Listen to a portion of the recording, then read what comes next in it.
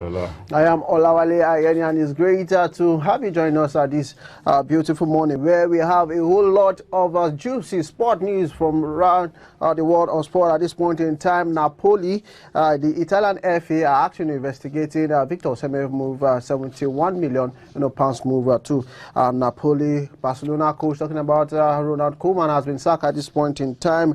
We look at FIFA getting to slam 2-year a ban on a Nigerian coach. These and many more will come after this short break. Don't go nowhere.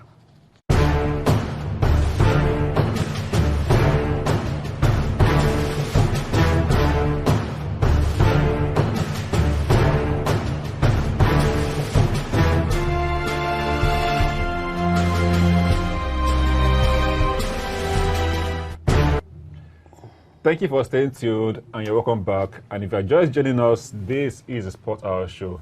The big question today is Ronaldo helping or hindering Manchester United? Of course, we'll be expecting your contributions via calls through the number that will be showing your screen right now or through comments on our various social media platforms.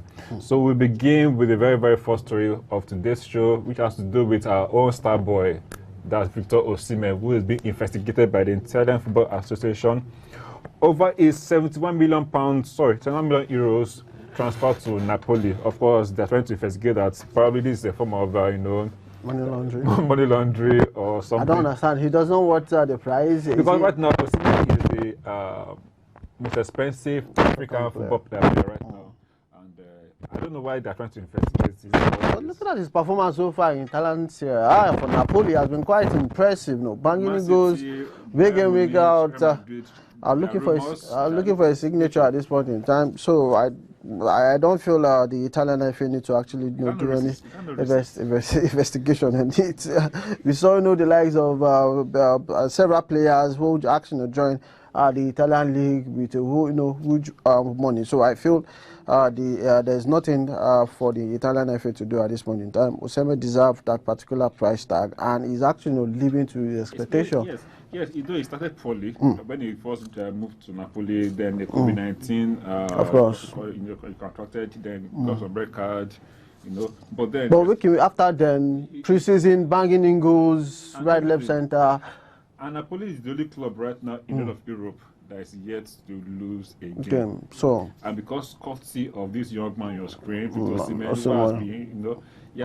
he has been firing on all cylinders. And for the FA to investigate him, to me, it's not racist. Proper. Yes, racist, but then he has done so well. And of course, several incidents we have seen, the Italian fans, racially, abusing Victor Osimhen, but some as well, he gets, of course, some also praise him, no doubt about Osimhen. Yes, we actually saw that video during their win against forgotten the club right about now. It was just the one that scored the only goal in that particular match, and they were actually celebrating him. In fact, there's also a video where this popular song, Dorime, the singer converted Dorime to Osimhen.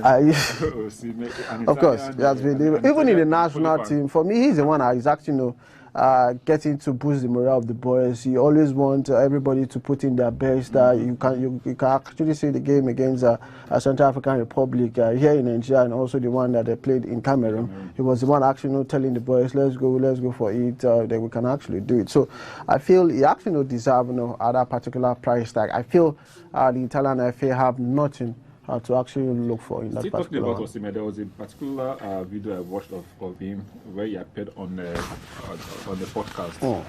And he said that he's running ability because he used to hawk pure water. Of course. So from there, that's when his running skills. You give a customer money, you have to run after the customer to get change money to give the person the pure water. So that's why you see the agility and the strength in him. Lagos life. Of course, no doubt about it. But we wish Osimhen all the best. As civil as they try to investigate him, we know that he will come out clean, and of course he will continue what he does best, scoring goals. At this point, moving from Italy, we head straight to Spain, where Ronald Koeman has been sacked as the manager of Barcelona at this point in time. He was sacked after they lost against Rayo Vallecano yesterday. And at this point in time, they have cut ties with the Dutchman. I don't know why they sacked him. Why will you say you don't know why they sacked him? He lost El Clasico at home at the Camp Nou against Real Madrid. He has lost so many games this season. Even in the Champions League, he has lost, despite the fact that they actually won their last match 1-0. So Barcelona has not been playing well. It's not the same Barcelona. Despite all the money given to him to sign, to recruit new players and all that, but Barcelona has not been five top cylinders. You're not blaming because one, the club is in financial, they have financial issues, because due to the last. But they still have good numbers of players at this point in time. They should not be in the position that they are looking at the caliber of players they have in an Arsenal. What is clear because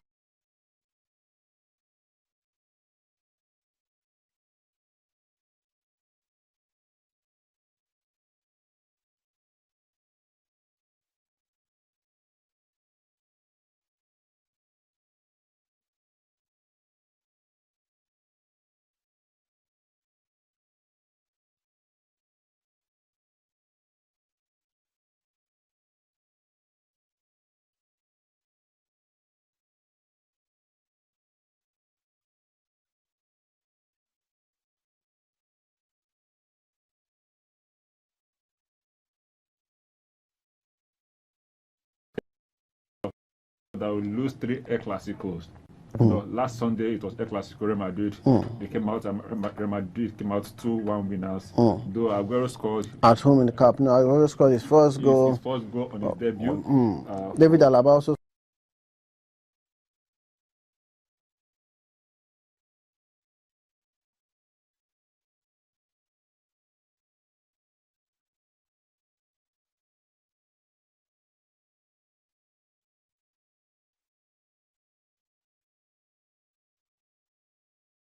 Legend of in Barcelona. And last Sunday it was booed, and it was by fans who surrounded his vehicle, asking him to leave, that he has not done so well for the club. But then his hands are tied and everything. And it's the beginning of his downfall started with that phone call that he said, Suarez, you're no longer needed in Barcelona. No, of course, just so painful. Why will he say Suarez? Suarez has been the one banking in goals to beat Barcelona. And they won the league.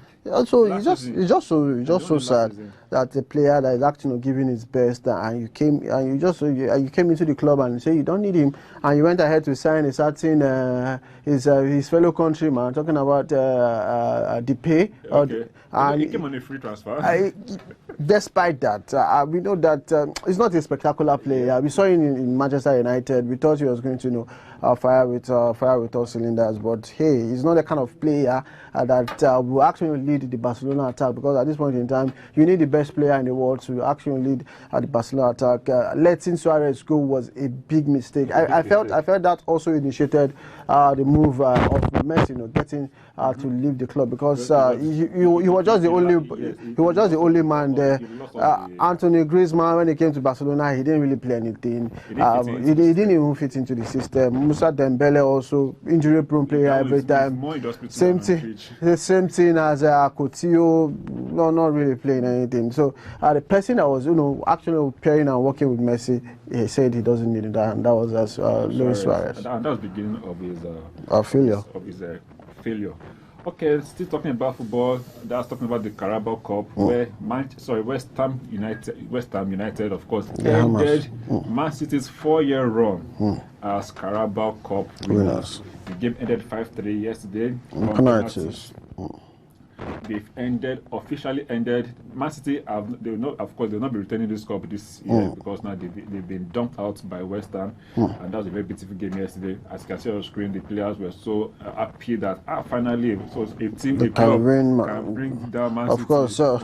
Who have held that Carabao Cup as if it's their birthright in the last 4. We saw a similar thing that happened in the German Bundesliga, where Bayern Munich were trashed, were given a beating of their life yesterday. Yes. They were trashed 5-0 by Borussia. Okay, Mönchengladbach. We're going to go into that much later. So, but now Man City's reign is over, and we're going to see, of course, that the draws will be released very soon, so we'll know who they'll be meeting in the next round. But now officially, Man City out on Carabao Cup is over. We can imagine. I mean, winning the tournament for 4 good seasons at this point. But even despite with the arrays of stars, paraded by Pep Guardiola, a certain hammer. Of course, Guardiola always puts his first team. Even though he's a Abuja FCT Cup, he will actually put his first team. He does not care. He doesn't play with his, any competition.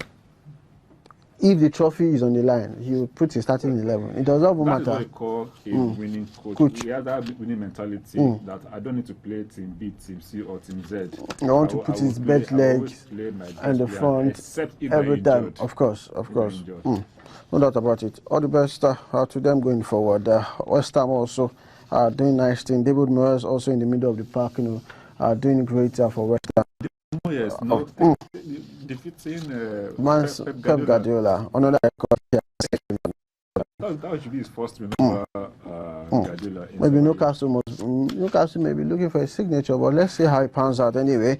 So to our next story, we head to also to the shocking news that came in yesterday night, talking about Bayern Munich. They actually suffered defeat 5-0 at the hands of Borussia Mönchengladbach. And this is the biggest loss in since 1978. Thereabouts. If you want to do the marks, about 40-something years. That's the first time. 5-0. And it's the first time in 85 games. It was in the German Cup anyway, but it was not in the Bundesliga. Yes. It was in the German Cup. First time in 85 games that they will not score a single goal in that match. So, records are meant to be broken and records are meant to be made. Yes, of course. So, Bayern Munich lost yesterday 5-0, first time ever in, of course, since 1978, and the first time in 85 games that they will not score 1 goal. So it was a very shocking news yesterday, but this is what they call football, of course. Football throws up, interesting results, and we have this. Yes, in 43 years. So that's a record, though. Of course. Like 43 solid years. Weekend, I'll not mention the club right now. you all know the club. That was there. Both sides red. But one red was brighter. Was brighter than the other red. It was there 5 goals over the weekend. Okay, so let's now come back to the African scene where Enyimba and University United are being handed tough CAF test ahead of the CAF Confederations Cup group stage. And of course, Nigeria, the 2 Nigerian clubs will be playing against North African clubs. And we know how Nigeria struggles when it comes to playing against North African. Because you could see the game against Bayelsa United and CX Vaccine in that particular one. They came to Nigeria. Bayelsa United won that particular match 1-0. They went straight to Tunisia, and Bayelsa United got the beating of their lives. In the first half, it was already 4-0 in that particular match. So it shows that the disparity between the North African leagues and the West African League. Even talking about continental Cup. The North Africans have been the one, dominating the African continent. It also actually gets to replicate the same thing when it comes to the national team. Egypt has won the AFCON title for about 8 times.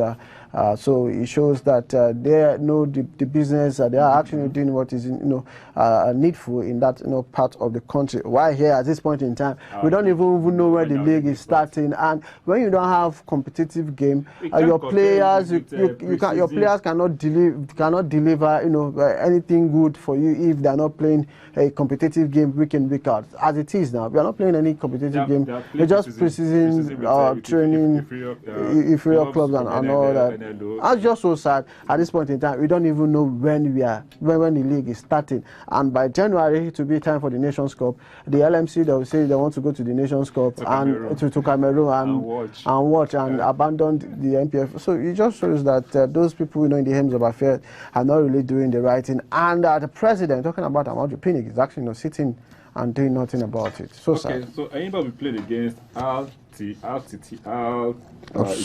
Libya. From Libya, and we should be able to escape. Of course, we played the first leg away, and hopefully we should escape. Benghazi. Yes, at Benghazi, and hopefully be able to escape being mauled in North Africa. the good part of the thing is that Eyimba and Rivers United, their first game is an away game, Yes, so away game. it's very, very advisable for them to sit back, defend. If they can go through a counter-attack and get a goal, they should just actually score a away goal.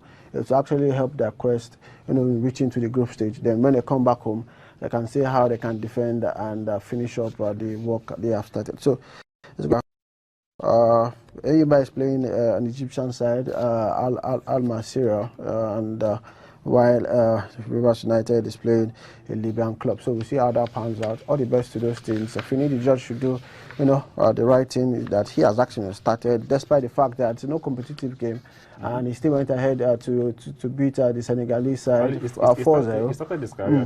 His reign as a coach. Of course, so 4-0. He has been winning his game so far, and even for preseason and everything. They even got to the quarterfinal last season, and we're expecting them, to get to the semi-final or eventually, bring the cup home. Okay. But they're still talking about football as well, too. A Nigerian coach, of course, has joined the long list of coaches who have been suspended or banned for match fixing, for attempted. Let's talking about Remy Madi. Remy Martins of the Confine FC Football Club of Nigeria, of Uyo.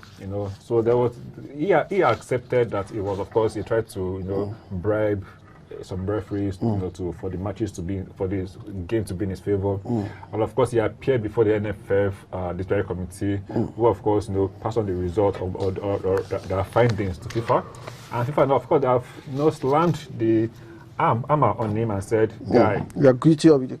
You are guilty for even trying to attempt." So I'm assuming if I even succeeded in bribing the referee and everything, maybe they are giving a life ban. But for attempting, that means you add a tent, and which means that, guy, your services are not going to be needed for the next 2 years in football. Just go and stay away. You can find something to do while we try to clear up your mess. But I'm glad that the FIFA is trying to sanitize the football. It's just so sad at this point in time where there's they don't bring in the game into their disrepute and then dishonor with all these allegations of bribery. But they're still talking about bribery and corruption. The NFF, of course, just recently appointed or reappointed or reinstated. Okay, let me that's the right word. Reinstated a man that was sacked. I mean, that was suspended for football activities for 1 year. For was it 1 year? 1 year. 1 year for bribery. In fact, it was caught on video collecting money, and he was stacking it inside it, wherever he was stacking it. And the NFF brought him back because they said he has the technical input to support General in the Super Eagles. And why? Now the question is, then what happens to Samson Siasia? Who attempted as well too? In fact, there's no physical, there's no evidence that he actually tried to be bribed or he tried to bribe or try to fix a match. But a man that was caught on video, the overall saw the video. I think brought him back. They are supporting Salisu. Why they not show the same support to Samson Siasia? Just to tell you that let's maybe cabal. They say what is good for the goons is good for the ganja, but at this time he didn't actually play in the scenario of Samson Siasia. We know Samson Siasia was completely abandoned. The NFF didn't actually do anything, and severally has been the one taking Nigeria to that high height. We saw him taking Nigeria to the silver medal finish at the Olympics and also a bronze medal. He actually took the team 2005 where he actually won the silver for the under-20. So it shows that the NFF are, for me, they're kind of biased.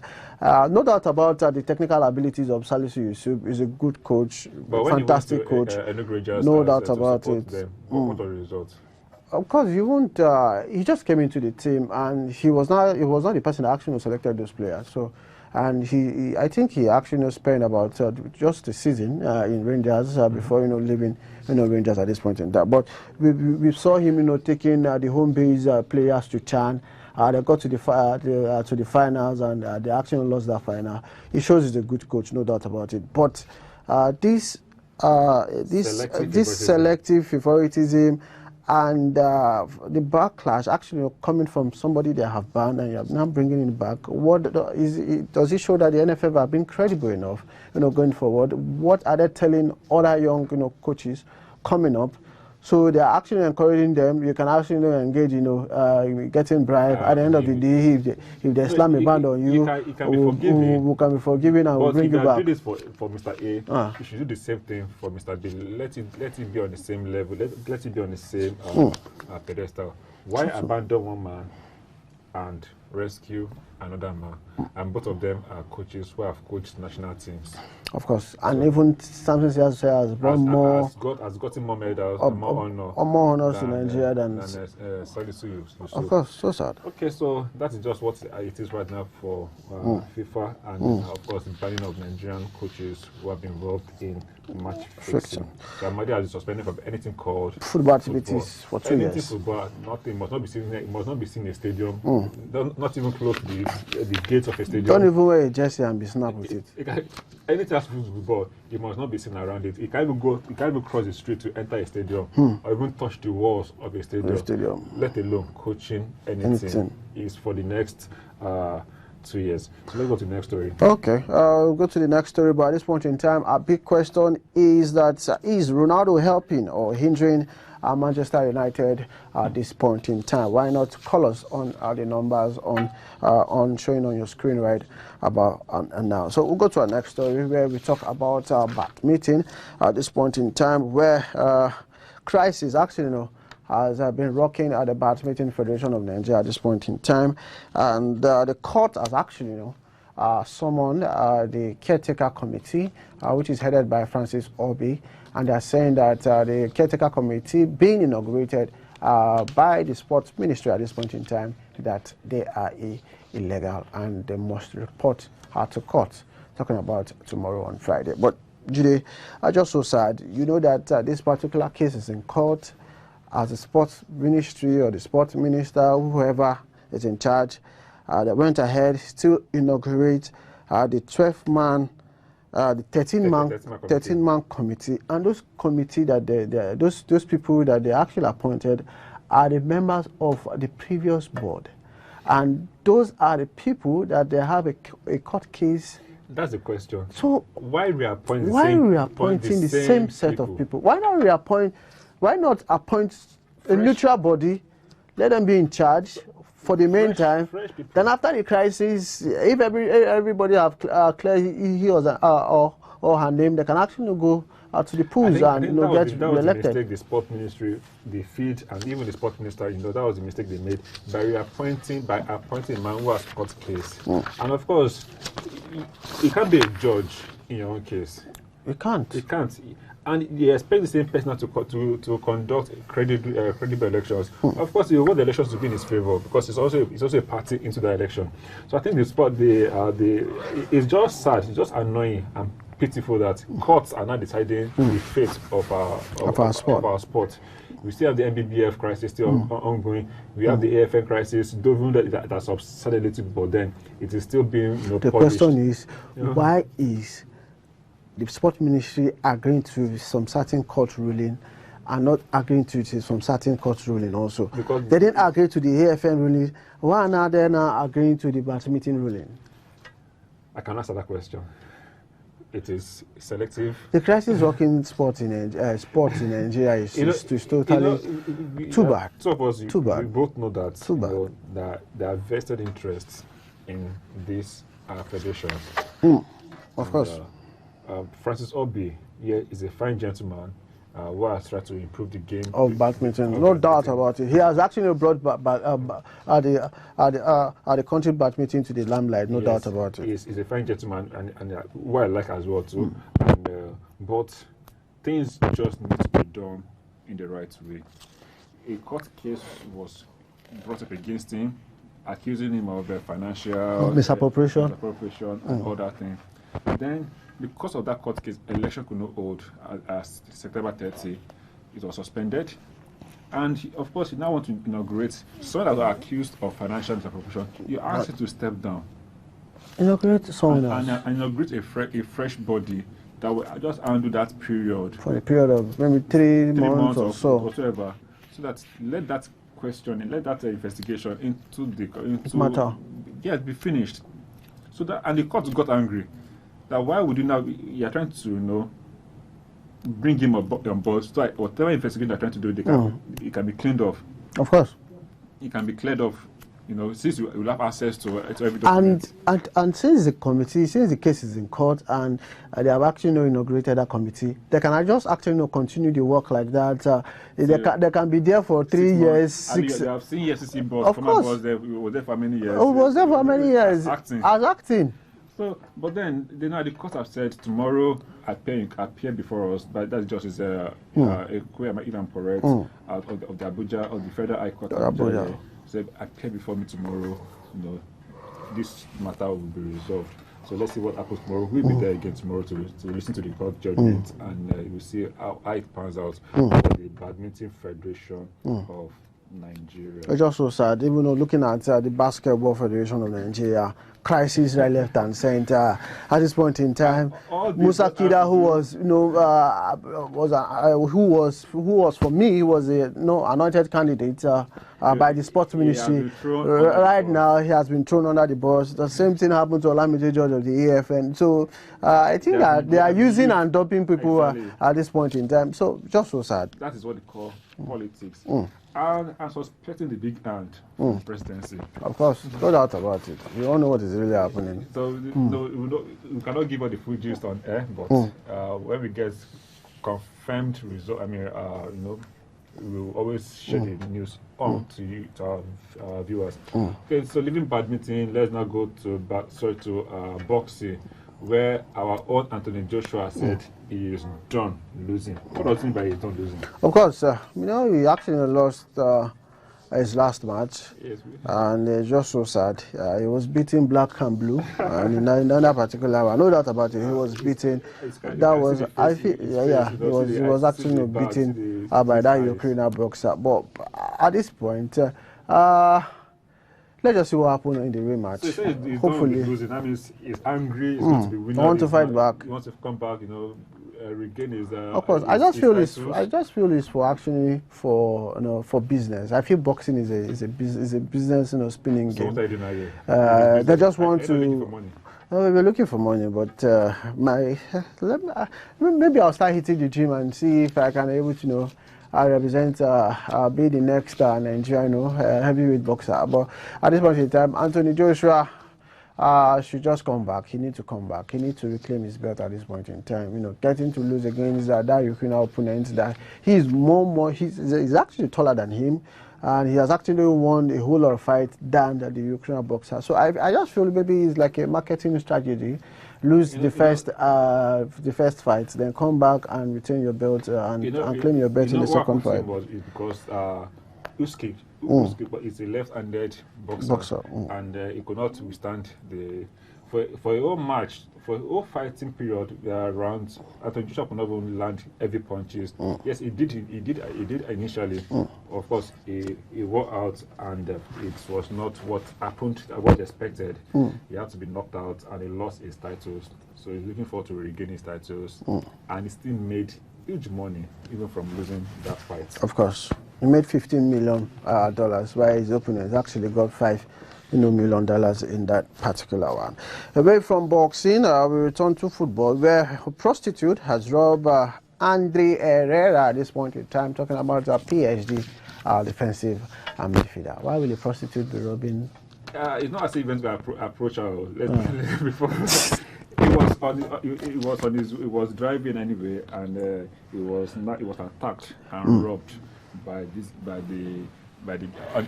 red light district.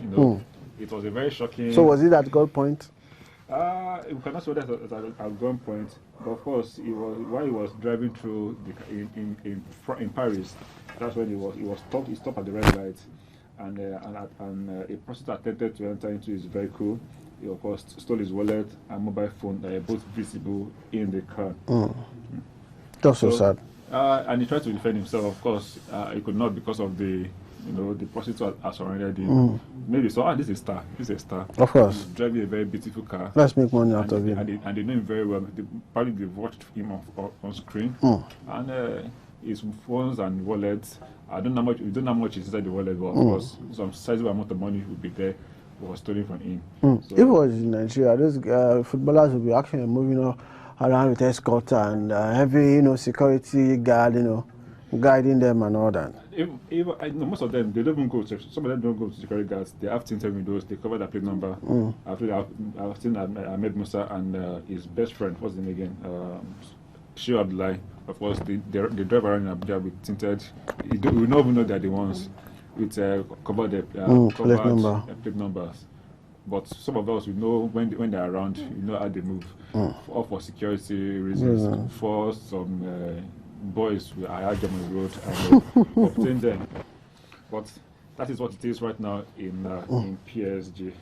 And of course, he's talking about football as well. Again, one man is saying, life is difficult for me in Barcelona without Messi.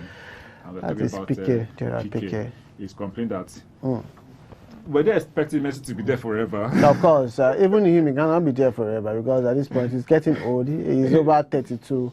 I know Gerard Piqué is over 32, going to 34 thereabouts. So his days also in Barcelona are numbered at this point in time. But definitely life will actually be difficult for them because we know Messi has been, the one, has been the backbone of the club for a whole lot of years. Almost 17 years. Almost 17 years. So getting them along. And, so there is no more fear factor if you want to play Barcelona because there is no. Because in the past, if you want to play Barcelona, Messi first. How to cage him. I have to cage him. But now, Barcelona is not the new Arsenal of English Premiership. But Arsenal are coming up at this point in time. They're the new Man U now. Okay, Man U of English Premiership in this point. But let's say he pounds out. Messi has been planning to go for PSG. So for now, he's doing well. And let's see how it goes. If he can actually lead the PSG to win. And he's here to score. Champions League. He's here to score a goal for PSG in the league. Okay. In the league. He scored in the Champions League. He scored in the Champions League, but in the league he's here to score a goal, and this is what started 16 years when it comes to league. But he has missed some matches anyway. Yes, and I think Henry said they're not using him in the right position because he's playing from the right. That they should allow Messi to play from the middle. And of course, he will do the damage that he normally does for his club side. And so let's see, probably Pochettino should take an advice from players who have played with. But I still see Pochettino leaving that post at the end of the season. Of course, looking at the players he has, they are too big for him to handle. Mbappe, Di Maria, Sergio Ramos. Who has almost started a game yet because he's still not fit. These players are bigger than the coach. Of course, no doubt about it. So if players are bigger than the coach, there's a problem. Yes. There's a problem. There's a big problem. But no, it's not like Zidane manages that club. Yes. Of course, the players are not they're not bigger than Zidane. That's true. So he can easily control what have you won that I have not won. That's true. Pochettino has not won anything as a coach. And probably as a player too. No, I think he has won. As a coach, he won the first title for PSG now. Okay, yeah. Before he got to PSG, when he was at Espanyol, he didn't win anything. When he got to Tottenham, he didn't win anything. So PSG just gave him the first title. Of course, this guy. How many games did he play? He didn't. I think that was his first game that he won that title before winning the league. Yeah, it was. They had already won the league before technically before he came. So he just continued where they stopped and everything. So compared to what Ramos has won, he has won everything, even the World Cup. He has won every single title. Every single title in the world that he has played in, including Messi, except the World Cup. At least he won the Copa America in July or so. Except the World Cup, and he got to the final before they lost the World Cup. Before they lost to France. So was it France? Yes, France. Was it France? France? Yes, it was France. No, it wasn't France. It was Germany. Oh, yes, Germany. That was 2014 World Cup. Yes, it was Germany. It was Croatia and France that played at the final 2018. Yes, in extra time. Yes, I just remembered. That's true. Okay, so let's go on to the result from the midweek matches. I think you have the result. We saw Arsenal defeating Leeds 2-0 for them to qualify to the quarterfinal stage of the Carabao Cup. Also, Liverpool actually defeated Bristol 2-0 in that particular one. So they have qualified to the next round. And a whole lot actually happened. Tottenham also qualified to the next round. And we see them, getting to find their reading back in that particular, because it's not been easy for them, in the league so far. But them getting to win that particular match. As you can see on your screen, they defeated Burnley 1-0. Leicester defeated Brighton City on penalties after the game ended 2-2. Stoke City lost at home to Brentford. West Ham, actually, we have said that in the early hours of the show, that they defeated Manchester United by 4 goals. Also looking at matches from the La Liga, we saw Mallorca, drew 1-1 with Sevilla. Real Mallorca, we just talked about it, defeated Barcelona at home. Real Betis were 4-1 winners over Valencia, while Real Madrid and Osasuna played out a 0-0 draw. And for the weekend fixtures in England, of course, you're going to see Leicester City taking on Arsenal. Early kickoff, that's 12:30. And Burnley will welcome Brentford.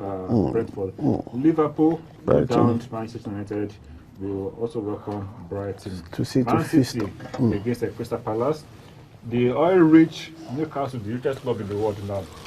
Talking about Newcastle United against one of the richest clubs in the world as well, Chelsea. So we are going to see, of course, we expect Chelsea to. This is the power of money plays out. Newcastle, they've not bought players yet. They've not patched players from clubs yet. We wait for them to the next season. But of course, we expect Chelsea to defeat Newcastle when they meet on Saturday. And one of the biggest games is going to be Tottenham against Man Utd. Manchester Probably United. This game is going to determine whether Ole Gunnar Solskjaer will be sacked, dugout, of course, or he'll be shown the exit door.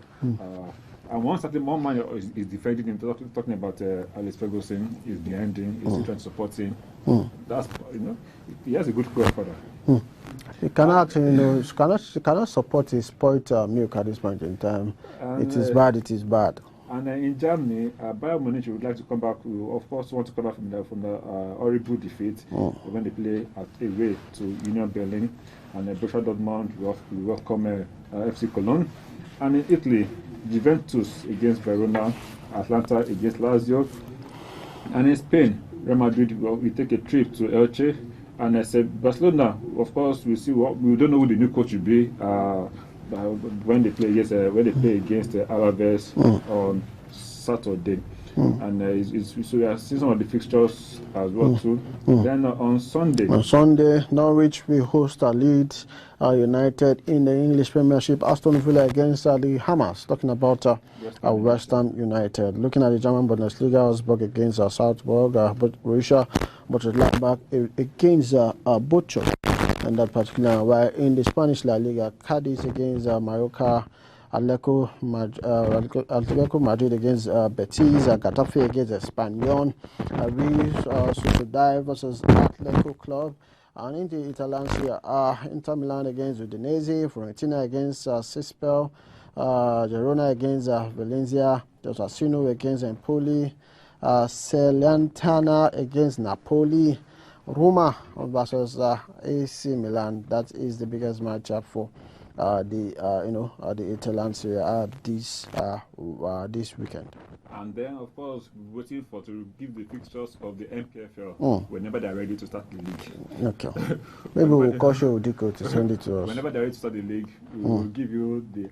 See, most clubs now, all the leagues now, they're in their 13th week, 14th week. No date yet at this week. Yes. Nigeria is yet to start.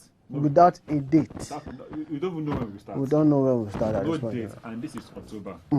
But before we go, let's quickly just look at the issue surrounding Ronaldo at this point in time in Manchester United. Yes, that's our question for the day. So sad. But for me, Ronaldo has been doing well. For me, he's been the one, telling the team, the guys, let's play. You see him, marking against Liverpool, going back and coming forward. He scored a goal, and the goal was ruled for offside and all that. So I feel, and he has been scoring goals for Manchester United. He actually delivered a point against Atlanta. Scoring that vital goal in the 9 minutes of that this particular second time in his career that he's going to lose 5-0. The first 5-0 he will lose when he was in Real Madrid against Barcelona. That was 2012. El Clasico under Jose Mourinho. That was the very first game of Jose Mourinho. His first El Clasico game that we lost 5-0, and we lost because I'm a Madrid fan as well too. But against Liverpool, the team was awful. In the first 13 minutes, 2 goals. Of course. I was watching a Clasico. I just said, let me just switch to I watch see, to see I see the scores. I saw 2-0. It was Okay. goals was actually raining like fire. Goals were raining that day. Let me wait till maybe by halftime to have scored. I checked halftime again. 4-0. I said, what's going on? I said 65 minutes. I saw 5-0. It's just so sad. One Egyptian that we always say, Mo Salah. In the Bible say the Egyptian you see today, you shall see them no more. So it was in Manchester United. You see today, you see them no more. Egyptian, we are going to see more and more because of course, no doubt about it. He is the most informed player right now in the world. Even Messi, Ronaldo cannot match him at this point in time. And he scored the very first hat-trick at the Old Trafford. I feel all the most of the players. Most of the players in United, for me, they are overrated. Especially one man, Harry Maguire, overrated player. How can you sign a player of that caliber for £80 million? It's just outrageous. Looking at other players, even Pogba also is overrated. Jason Lingard, talking about Marcus Rashford, other players are overrated players, and due to the fact that they are English players, and that is why that are being overrated due to the English press. They are actually doing the job for them. But Manchester United at this point in time, the best they can do is to sack their coach. Talking about Ole Gunnar Solskjaer, I know. So many people here in the studio does not want us to talk about Manchester United today, but surely, we just have to talk about it because they have not been playing well. Even with the arrays of stars they have in the Arsenal, they were actually busy during the transfer market, signing, Sancho from Borussia Dortmund, but he has not been playing for Manchester United at this point in time. Talking about Mo Salah, because of who he is now, because of the fact that he is one of the top players right now in Egypt, he has been added. They're going to study Mo Salah in school. It's going to be a course, a curriculum in school. That's the power of being, just so nice. Just the same way they studied David Beckham one time in school, and I think Kobe Bryant as well too. So I'm going to be seeing Mo Salah. I don't know what they call the course, Mo Salah. I'm waiting for Mo Salah's class. And at this point, reports actually coming in from Anfield is stating that Mo Salah won £500,000 per week. He works it. Of course, sir. Even won more than that. If Messi can collect 1 million, euros in PSG at this point in time per week, why will Mo Salah not be giving £1,000? When Messi signed for PSG, and I was just talking about it, and my mom saw the report about Messi collecting £1 million. She told me price of vanity. Mom said, this is not vanity of vanity. Let me have the money and say it's vanity. This is not vanity of it is not at all. What is he going to do £1 million per week? Even my kids, even if they are female, they must play football. Something will be done with £1 million per week. Of course. Something will be done. There's charity, yes. And I'll live a good life. Of course. So, and like I said earlier, Mo Salah is going to be a course. And, we are going to be seeing how what they'll study, maybe his left leg, how he moves his left leg, how he dribbles, 7-5 players together. Just so sad that together. Liverpool will be losing him in January. We'll be losing him, Mane and Navigator for the AFCON. 3 key players will be actually leaving, Liverpool. So let's see how they get to survive January and February. They'll find a way. Of course. Okay, so this is where we draw the curtains for today's program. We hope you have enjoyed every single bit of today's show. Till we come again, same time, same station next week, we say enjoy the rest of your day and have a splendid weekend ahead. I remain Jide Odishola. I remain Olawale Ayeni. Bye-bye and God bless.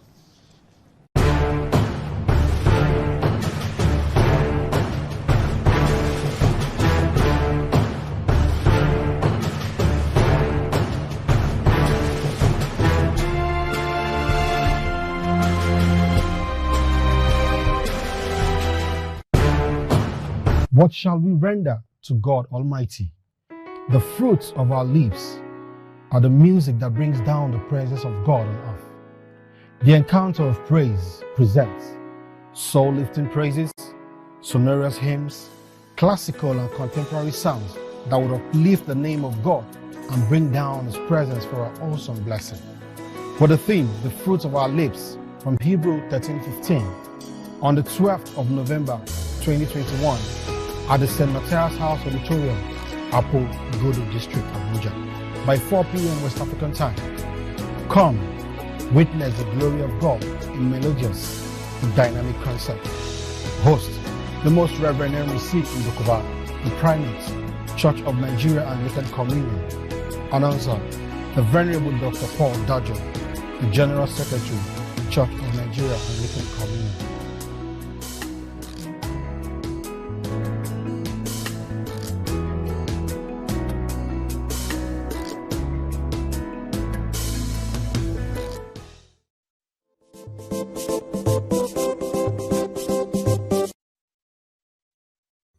Beaming from the nation's capital, we bring to you the good news through various programming, news update, worship, and teachings. The paralysis of sin makes us to be separated from God. Contact us for your live streaming solutions and event coverage, such as synods, conferences, seminars, revivals, and lots more. Engage us in showcasing your brands and services to the world through adverts and sponsorship. We also offer latest broadcast equipment for rent, all at affordable prices. Tune in to ACNN TV via any free-to-air decoder with the following installation parameters: Intelsat 20 satellite with tune-in frequency 12562 MHz, symbol rate 30 Mbps, orbital position 68.5 degree east, and horizontal polarization. You can also keep in touch with episodes of our programs via these social media platforms. For inquiries, please call 070-3265-6544